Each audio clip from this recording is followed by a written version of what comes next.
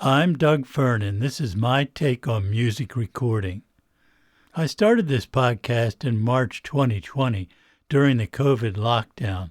I had been thinking about a podcast for several years, and as the pandemic reduced most in-person recording, I concluded that this was the time. My plan was to do one episode a week for as long as the pandemic lasted, or until I ran out of topics, whichever came first. As we trended toward some degree of normalcy, I found my available time diminishing, so I went to every other week episodes.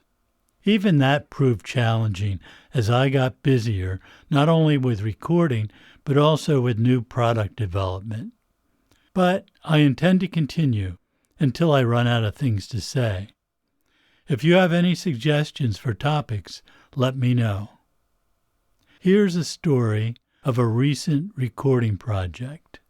Like many of us, I often have non-industry people telling me I should listen to this friend of mine who is really talented. I listen and find something encouraging to say. In early 2020, a friend in Virginia sent me a link to a YouTube video by a friend of hers. I took that seriously since I knew the musical tastes and discrimination of my friend. She was a serious lover of music, but not involved in music making in any way. I listened to one song by Corrie Green, and then I listened to it again. I must have listened to it over and over about 20 times over the next few days. I was taken with her song, her voice, and her confidence. I asked my friend to make the introduction, and immediately Corrie and I had a rapport and enthusiasm for doing something with her music. It was nearly a year before it was safe for her to come here from her home in Shenandoah Valley in Western Virginia. We recorded demos of about 20 of her songs over a couple of days, and I spent some time introducing her to the art of making music in a recording studio.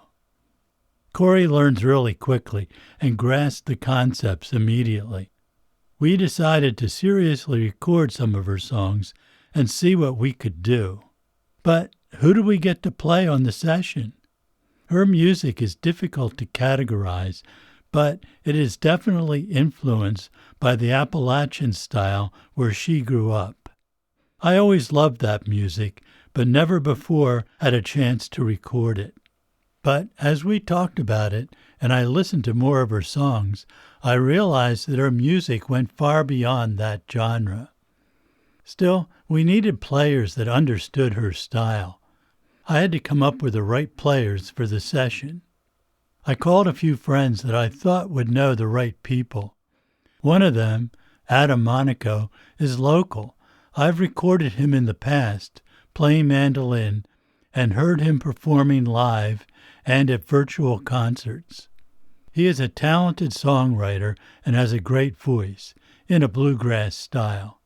When I asked him about a guitarist and an upright bass player he would recommend, he volunteered himself for a guitar, and he recommended his friend Peter Oswald, who plays cello with Adam in performance. Peter, I later found out, has connections to the Shenandoah Valley. In August of 2021, we found a date that everyone could make.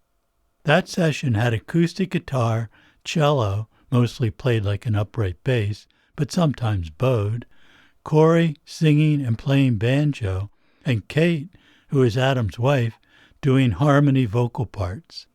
I had worked with Kate before, and she was my first choice for that role from the beginning. The next two sessions brought in John O'Reilly Jr. on drums. You may have heard the conversation I had with John in episode 53. I've worked with John a lot, and he was perfect for this project. Long before we were in the studio, Corrie and I recorded demos and discussed the songs at length. We refined what we wanted, and fortunately, we were always in agreement.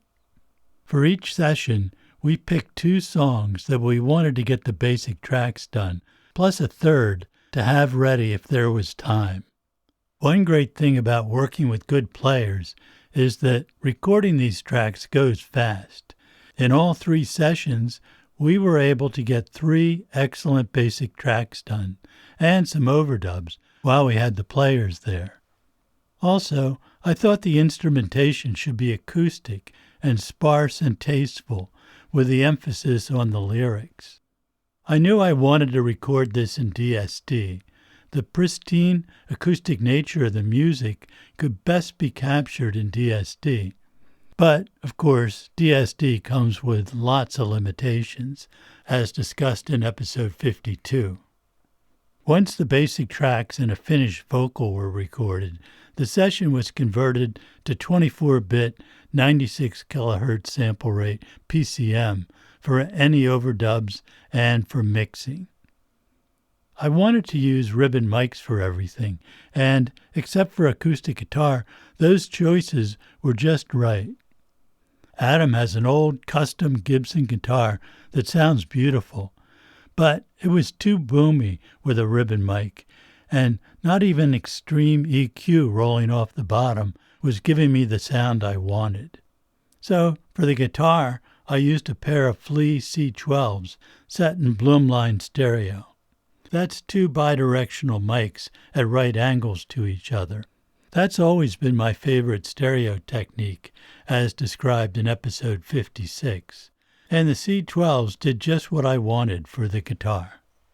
Corrie plays banjo on most songs. She writes on banjo and performs with it. The banjo has a great sound, but it is loud. You have to amplify any string instrument to equal the volume produced by a banjo, and the sharp attack of the strings is intense. And Corrie projects when she sings. I suppose writing and performing on banjo necessitates that. An obvious problem was isolating her vocal and banjo from the other instruments, because I planned to separately replace both of them later. I wanted her to perform the songs the way she is used to, in order to capture the spirit of the songs. But recording vocal and banjo at the same time compromised the sound of both. Plus, I wanted Corrie to be able to fully concentrate on one overdub at a time. The solution was to put her in my ISO room, which is also the shop where I develop new products. It's not a big room, but sounds decent, especially after some acoustic treatment done over the years. We weren't going to use anything recorded in there, but I wanted it to sound as good as possible, just in case. You never know. The guitar and cello were in the studio. I wasn't too concerned about any bleed, since we would not be replacing those parts. The isolation was pretty good anyway. The 3 songs we recorded at that first session came out great. I was convinced that I had the right people for this project.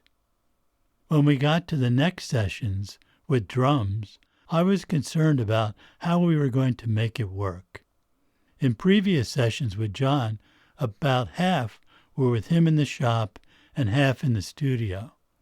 In talking with John prior to the session, we felt pretty confident about having him in the studio. John's ability to play quietly, yet with a big sound, always amazes me. But we also had a backup plan to move his kit to the shop if necessary. To allow for that eventuality, I put Corrie and Kate in the garage. I have mic lines running there, and it's a big space and highly reverberant. On occasion, I have used isolated vocals recorded in the garage, but that was not likely for this project. It actually worked fine with the drums in the studio. Sure, if you solo the guitar or cello mics, you can hear the drums, but that does not bother me, and in fact adds some room mics to the drum sound. Here's the drum track by itself, followed by the guitar track, and then the cello track.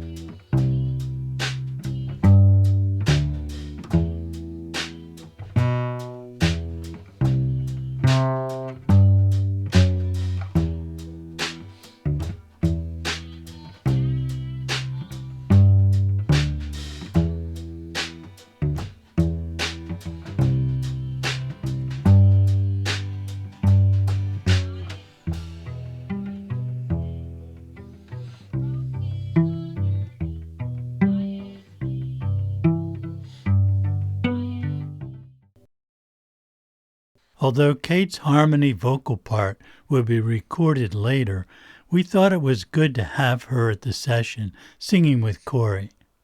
Kate is excellent at duplicating the style, phrasing, inflection, and mood of whoever she is singing with. I felt it was important for Kate to build a relationship with Corrie. The lead vocal and banjo are hardly isolated in Kate's mic, but that was okay since we would replace all those parts. In this song, however, there would be no harmony part. I was pretty certain that I had found the perfect mic for Corrie's vocal, an AEA R44.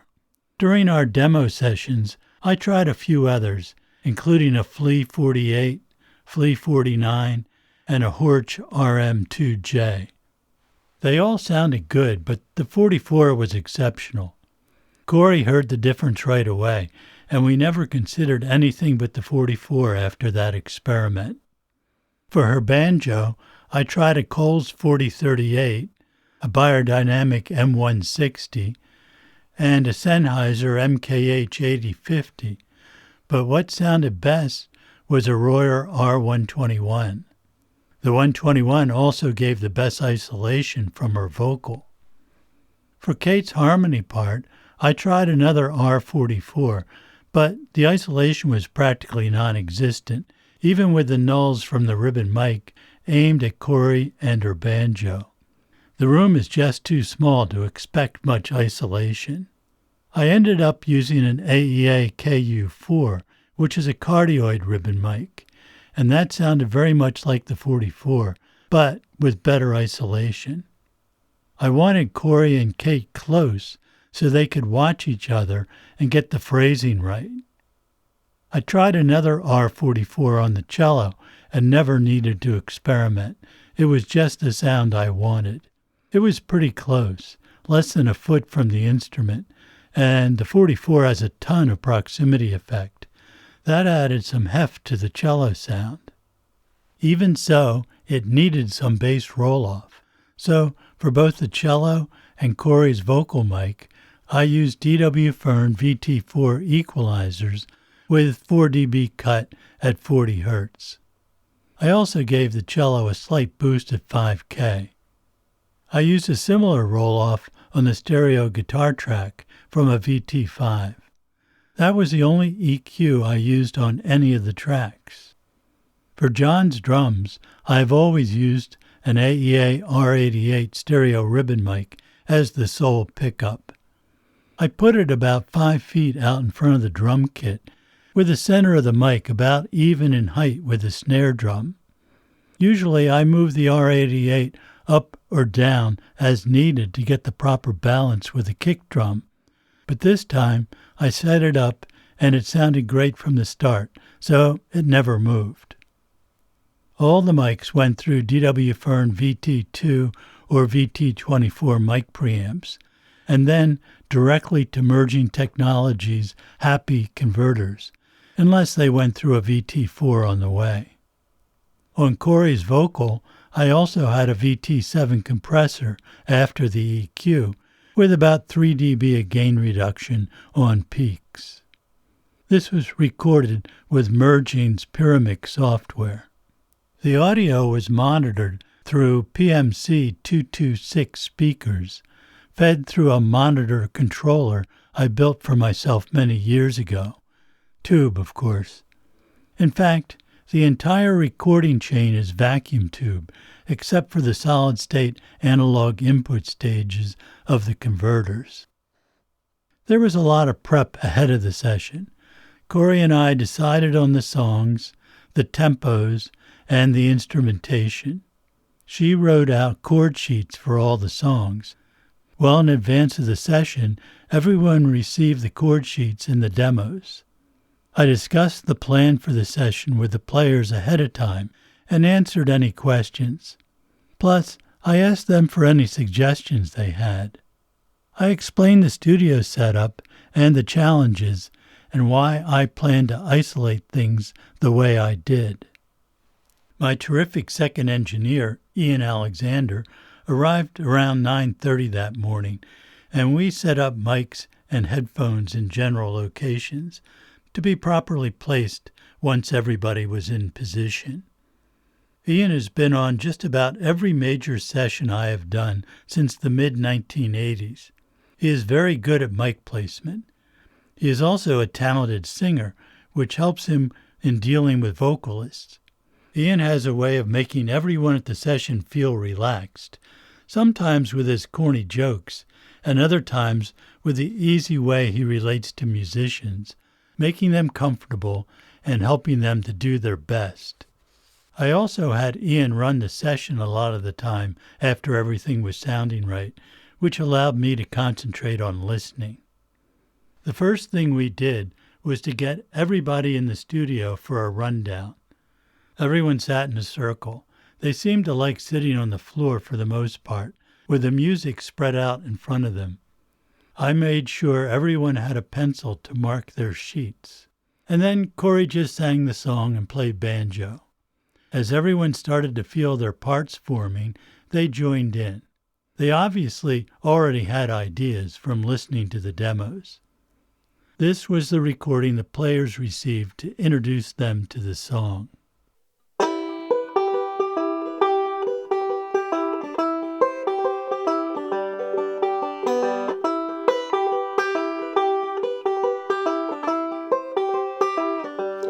Oh dear pastor,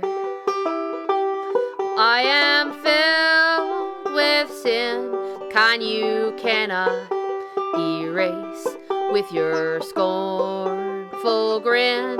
While my skirt hits the floor, I'm still in the minds of men, with my face covered o'er, time and again.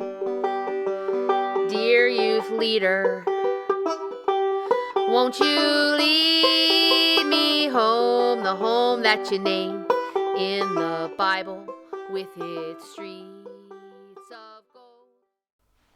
There was a lot of experimenting, not all of it successful, and many suggestions.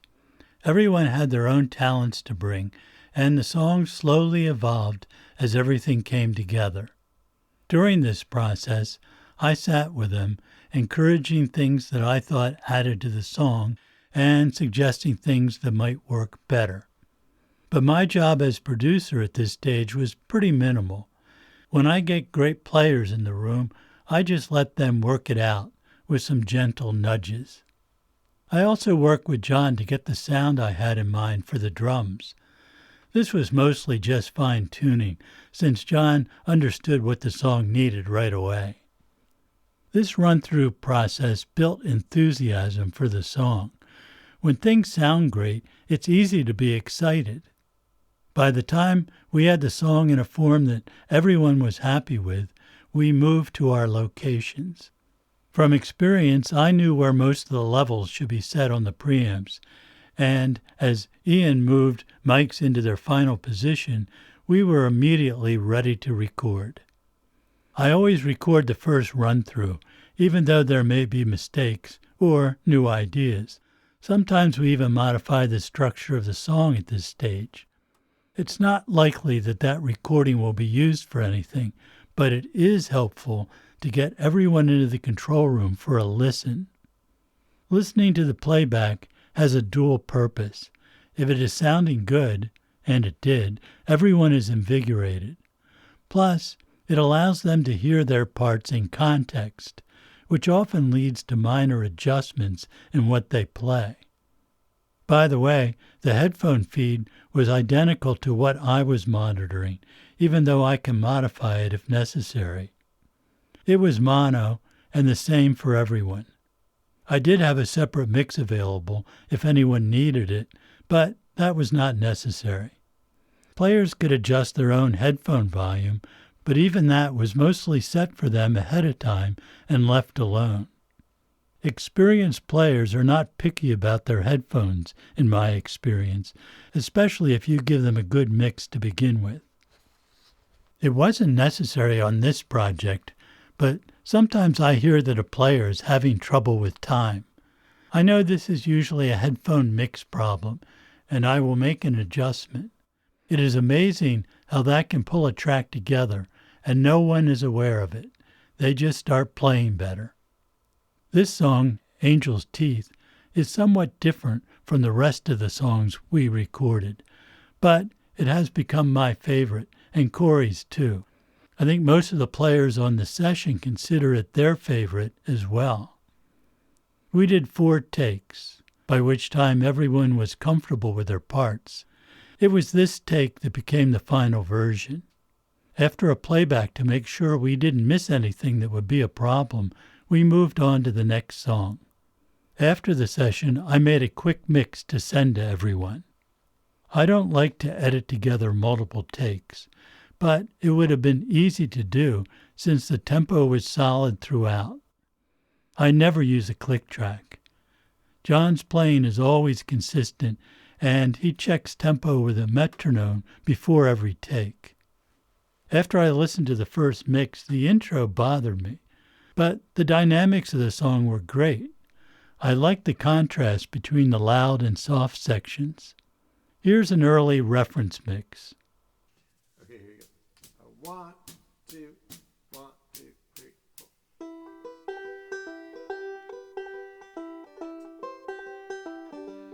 Oh dear pastor, I am filled with sin, the kind you cannot erase with your scornful grin.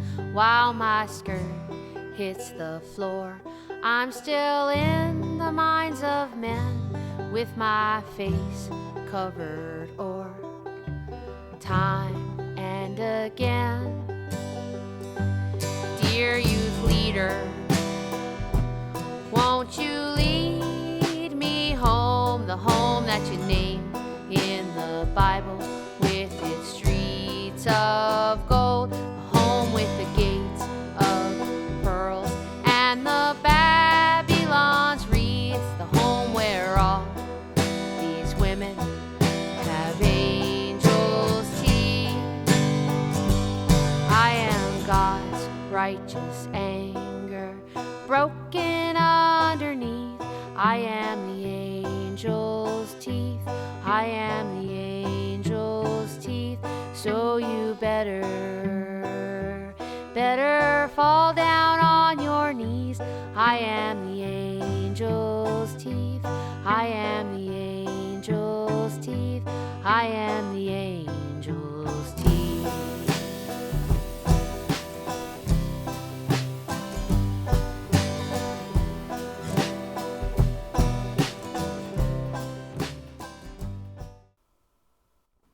In a mix, my usual tendency is to make the things I like louder and the things I don't like as much softer. It's really more complex than that, but you get the idea. Bring out the good stuff. The intro still bothered me, so I started paring it down track by track until it started with just Corrie's vocal. Then I reduced the level of the guitar and cello and muted the drum track. At the end of the first verse, the drums and banjo come in and the guitar and bass come up to normal level. As performed, the second verse was quieter, a decision we made during the run-through. This was nice, but I thought it needed more contrast, so I took out everything except Corrie's vocal and the cello. You can hear a hint of John's cymbal work that bled into the cello mic if you listen carefully. That was okay with me. The acoustic guitar solo was overdubbed, and Adam really wanted to record that right away, an impulse I fully understand. In an ideal situation, I would have done that. But a producer has to keep the big picture in mind, and taking the time to work out a solo was not the best use of the limited time we had with everyone in the studio.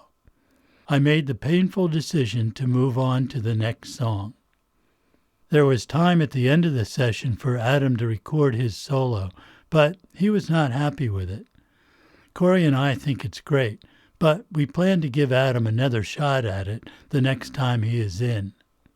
The next verse is even louder, but I did not have to do a thing. From here to the end, the group played the dynamics exactly as you hear them. The end is quiet again. I like the symmetry of the song and the drama of the dynamics. I had my friend Mark Manassian come in to put a subtle electric guitar part at some key points in the song. They add some texture without being obvious. This version is pretty close to how the song will ultimately sound. Oh dear pastor, I am filled with sin, the kind you cannot erase with your scornful grin.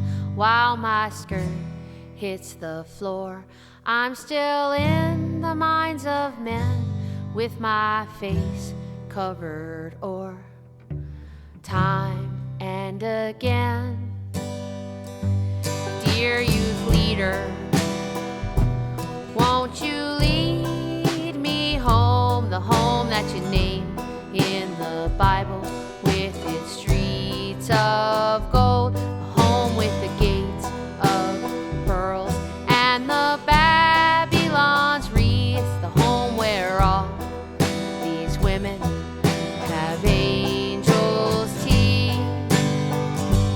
I am God's righteous anger, broken underneath. I am the angel's teeth. I am the angel's teeth. So you better fall down on your knees. I am the angel's teeth. I am the angel's teeth. I am the angel's teeth.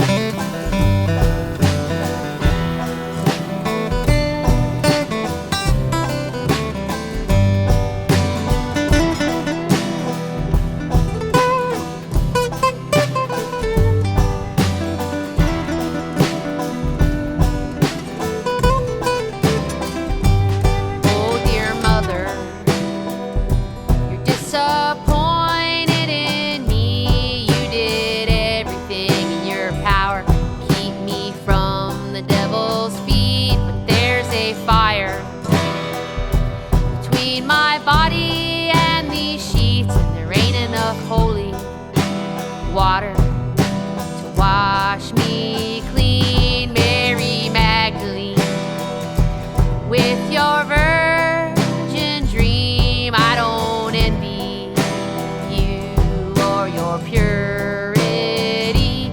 Tear that cross off the wall and unstring that rosary. I am the angel's teeth.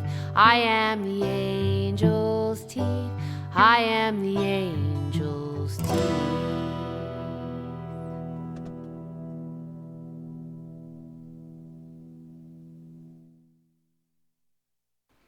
Corrie's songs all tell a story, and I wanted to be sure that the story was easy to hear. She and I listened to Appalachian, country, and pop music up through the 1960s, and it was apparent that they mixed the vocals way out front back then. A lot of those songs were stories too, and you never wondered what the words were. We agreed that her vocals should be out front, perhaps not to that extreme, but more than most current records. If I've ever been criticized for my mixes, it is because I am too subtle. During the period of my career when I was doing mostly record label work, I had to work to change my approach so the mix was hot and heavy, and things that needed to stand out would jump out at the listener. That was okay when I was recording pop or R&B records, and I eventually learned to be more heavy-handed in my mixes. But I'm not convinced that that was the right thing to do. Going to vinyl for radio station play is one thing, but people have an ability to hear a far less restricted version of songs these days, and I wanted to return to my instincts for this project. When I first listened to a reference mix in the car or on a phone speaker, I was appalled at how practically all you could hear was the vocal. I made several more mixes with the vocal progressively lower in the mix. That sounded better in the car, but I did not like the way it sounded in the control room, nor on headphones or earbuds. Consequently, I pushed the vocal back up to about 3/4 of its apparent volume compared to my preferred mix. That seemed like a decent compromise. But I want the recording to challenge the listener to want to hear it better, so they can experience the full dynamic range and the subtle parts, like the cello and the quiet verse. Corrie agrees with me, and I think this is close to what the final vocal level will be like. I am very sensitive to irritants in music, and I think there is a lot of music with huge amounts of distortion. With modern equipment, we can theoretically have vanishing low amounts of distortion, but with a lot of gear being overdriven, purposely or not, plus a huge amount of compression and digital limiting, the final result is very fatiguing for me to listen to. Most listeners are not aware of the cause of their irritation, but they don't need to know why it sounds bad for them to react negatively to the sound. Throughout my career, I have tried to reduce those fatiguing artifacts as much as possible, both in my recordings and in my equipment designs. Contrary to contemporary practice, I do not use a lot of EQ to make parts fit together, nor a lot of compression to slam everything to a zero level. Those techniques make a song sound reasonably good in a wide variety of listening situations, but it doesn't really sound all that great to me under any conditions. Those are some of the factors that led me to the mix you hear. For reverb, I used a combination of Quantec and Bricasti hardware units. The Quantec has some very nice ambience programs that add some room sound to my otherwise fairly dead studio. And then the Bricasti M7 contributes some bigger room sound. I am not certain if I will use these settings, but on this mix, the M7 is set to an acoustic echo chamber program with some parameter tweaks, with an adjustment to the pre-delay and reducing the reverb time down to 1 second. Since all the drums are on one stereo track, there is reverb on everything in the drum kit, including the kick drum. But I like the reverb on the kick in this song, even if that is not often done. The reverb send levels were adjusted on each track, but they all feed the same reverb hardware, so there is consistency to the overall sound of the reverb in the mix. I like that better than using individual reverb plugins on each track.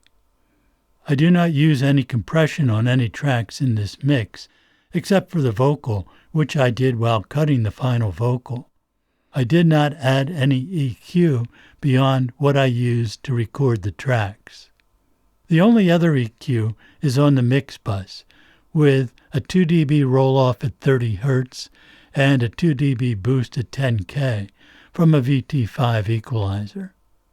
Before the EQ is a VT7 compressor set to about 3 to 5 dB maximum gain reduction on peaks.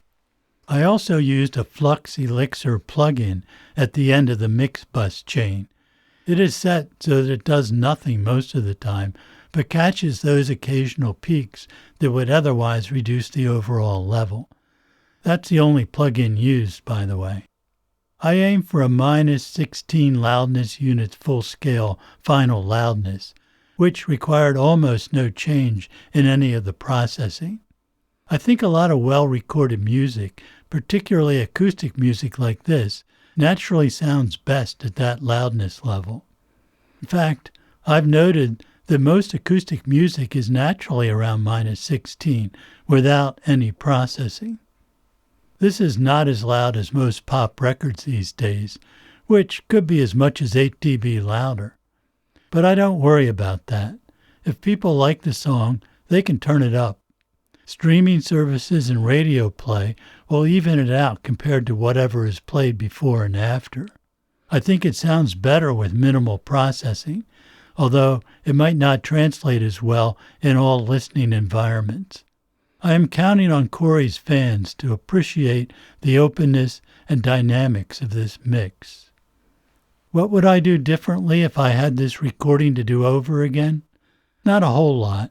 In general, I like the sounds, the parts, and the overall structure and the feel of the song. But I would have probably moved the R88 on the drums up a little bit on the kit for this song. The kick drum gets a bit too loud in places. It worked just right on the other two songs we did at this session, and I now regret that I did not catch that while recording this song. I might also experiment with filling out the mid-range chordal structure a bit more with some additional instruments mixed low into the texture. That is still an option, but we are running up against a deadline. I'm not convinced that adding any parts is necessary, and it could be a waste of time and money bringing in additional players. I might back off on the reverb a bit in the final mix. I have never listened to one of my mixes years later and said, I wish I had put more reverb on that. A little bit of reverb goes a long way, and this song has about as much reverb as I would ever use. It wasn't our plan from the start, but as we completed or nearly completed all the songs, it occurred to me that these could be ordered in a way that the album makes sense as a series of stories. This isn't done much anymore, with the emphasis on individual songs, but I think we lose something when we think of each song in isolation. So I want to go back to the album concept. I suspect most people will not listen this way, but they will have the option. I think they will find that the collection is more than the sum of the individual songs. Our 12 songs will make a nice CD, and although few listeners have the ability or the inclination to play a CD anymore, people who attend performances often want to take something home. We plan to have a run of CDs made for that purpose, plus for radio station play. We want to make a vinyl version too, with fewer songs, however. I suspect a lot of those tangible objects will never be played, but the CD or vinyl album fulfills a purpose, even if never opened. We plan to have the completed songs ready for the world in spring 2022. That's the story of what I have been up to recently, rather than making podcast episodes. If you found this story useful, let me know. I'll do more like this. You can comment on the recording, too, if you hear something you think could have been done better. You can reach me at dwfearn at dwfearn.com. The link is also in the description. You can also tell me what you would like to hear about. And please subscribe, rate, and comment on any of the 30-plus podcast providers that carry this. This is my take on music recording. I'm Doug Fearn. See you next time.